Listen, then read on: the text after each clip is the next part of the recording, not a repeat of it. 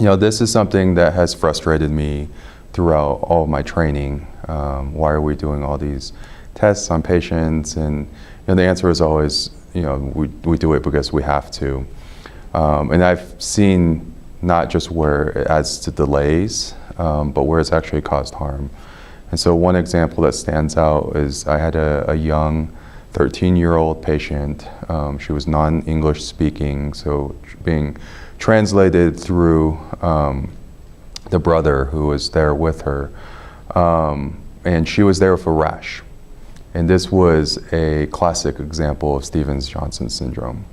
And so trying to figure out why she had SJS.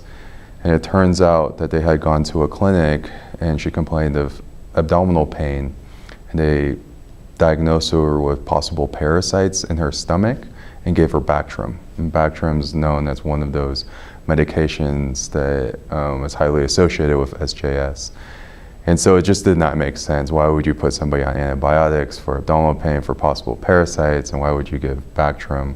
And here she is with her skin sloughing off, as in to the extent of a third-degree burn. Her oral mucosa, her eye mucosa, conjunctiva were involved, and I had to transfer her out of the ER to a burn center. And so that's a classic example of where unnecessary use of antibiotics actually led to this poor girl having a life-threatening condition where she had to be admitted to a burn unit for burn level care.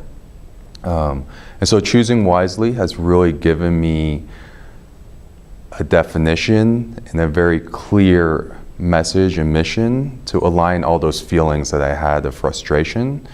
It's been able to message it to colleagues, to peers, to patients, and I believe teaming up with Consumer Reports has been a tremendous asset in terms of patient-facing materials, because if I'm going to buy a car, I'm going to get the Consumer Reports on it, and so healthcare should not be any different. I should be as educated and have the data and the information as transparent to me as possible.